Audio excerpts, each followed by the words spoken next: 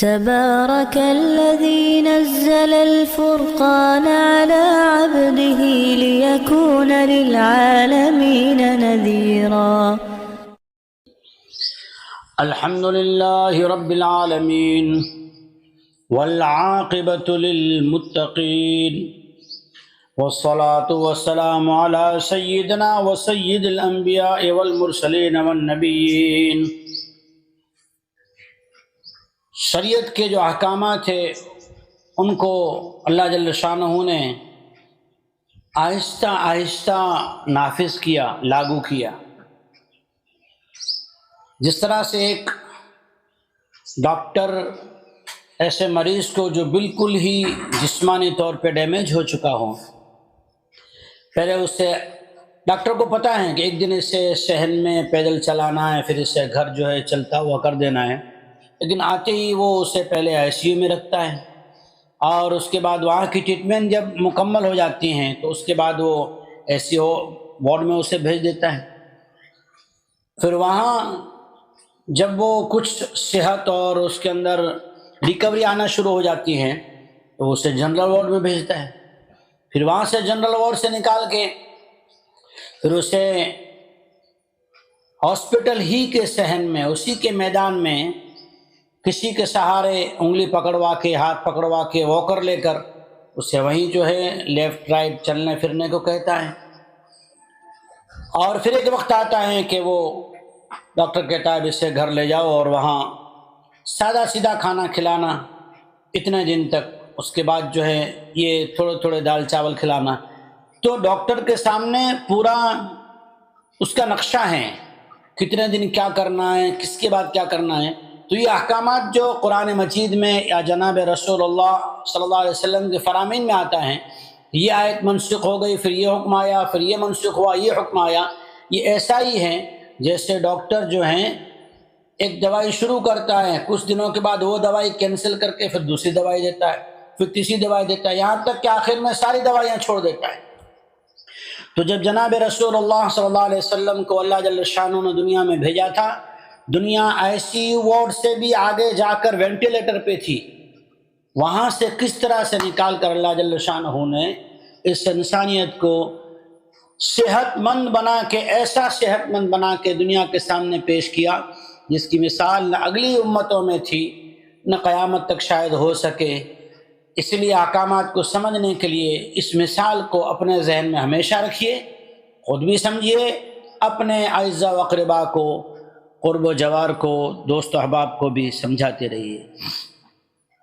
اعوذ باللہ من الشیطان الرجیم، بسم اللہ الرحمن الرحیم.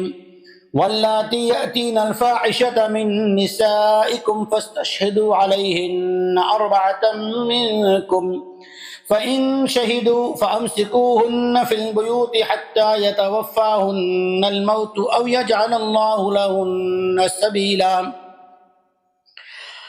اور تمہاری عورتوں میں سے جو بدکاری کا ارتکاب کرے، برا کام کر بیٹھے، تو اس پر 4 گواہ مقرر کرو تم ہی میں سے، مردوں میں سے.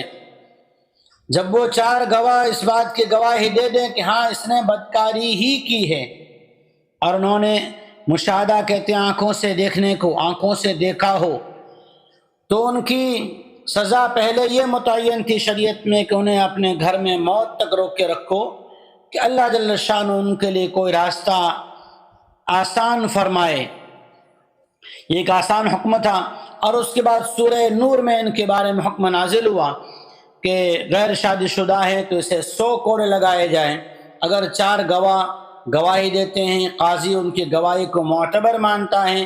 گواہ وہ ہیں جو شریعت و سنت کا پابند بھی ہو، اور جس کے جھوٹ ہونے پر کہ یہ جھوٹ نہیں بولے گا اس بات پر بھی اس کے ساتھ رہنے والے، اسے جان پہچاننے والے لوگ بھی گواہی دیں کہ ہاں یہ سچا ہی آدمی ہے. تو ایسے 4 آدمیوں کی گواہی کے بعد غیر شادی شدہ کے لیے 100 کوڑوں کی سزا، اور شادی شدہ کے لیے سنگسار. جبکہ قاضی اسلام، شرعی عدالت کا قاضی 4 گواہوں کی گواہی کے بعد یہ فیصلہ سنائے. اللہ جل شانہ نے اس آیت میں وہ اشارہ فرمایا کہ او یجعل اللہ لہن سبیلا، انہیں گھروں میں روکے رکھو یہاں تک کہ یا تو اسی حال میں وہ موت آ جائے، یعنی زندگی ختم ہو جائے، زندگی مکمل اسی قید میں کریں، گھر کی قید میں، یا پھر اللہ کوئی راستہ نکال دو۔ اللہ جل شانہ نے بعد میں یہ سزا نازل فرمائی، وَاللَّذَانِ يَأْتِيَانِهَا مِنكُمْ فَآذُوهُمَا فَإِن تَابَا وَأَصْلَحَا فَأَعْرِضُوا عَنْهُمَا إِنَّ اللَّهَ كَانَ تَوَّابًا رَحِيمًا۔ اور اگر دو مرد آپس میں بدکاری کر بیٹھے، قوم لوط والا عمل کر بیٹھے، تو انہیں برابر کی سزا دو، اور اگر دونوں توبہ کر لیتے ہیں اور اپنی اصلاح کر لیتے ہیں، سدھر جاتے ہیں، پھر انہیں چھیڑخانی نہ کرو، فَأَعْرِضُوا عَنْهُمَا، پھر انہیں اپنے حال پہ، اصلاح کے حال پہ، توبہ والی جو زندگی توبہ کر چکے اسے تانے نہ دو، اسے بار بار وہ گناہ یاد نہ دلاؤ، اس کی ہمت نہ توڑو، اور اسے اس طرح، ورنہ شیطان کیا کرتا ہے، دیکھو فَأَعْرِضُوا عَنْهُمَا، اگر تم اسے بار بار تانا دو گے، ہم نے دیکھا ہے جب لوگوں کو گناہ کے بارے میں زیادہ تانا دیا جائے تو کیا کہتے ہیں، بھئی ہم بھلے جہنم میں جائے، تم جنت میں چلے جانا، یعنی وہ پھر سے گناہ کی طرف مڑ جاتا ہے۔ اس لیے فَأَعْرِضُوا عَنْهُمَا، جب انہوں نے توبہ کر لی، اصلاح کر لی، اب انہیں بار بار اس چیز کا تانا نہ دو۔ إِنَّ اللَّهَ كَانَ تَوَّابًا رَحِيمًا، بے شک اللہ جل شانہ توبہ قبول کرنے والا ہے۔ گناہ کس کا کیا ہے؟ اللہ کا۔ توبہ کون قبول کرنے والا ہے؟ اللہ۔ اس نے توبہ کس سے کی؟ اللہ سے۔ رحیماً، وہ ایسا مہربان ہے، ایسا مہربان ہے کہ اس کے بعد تانا نہیں دے گا۔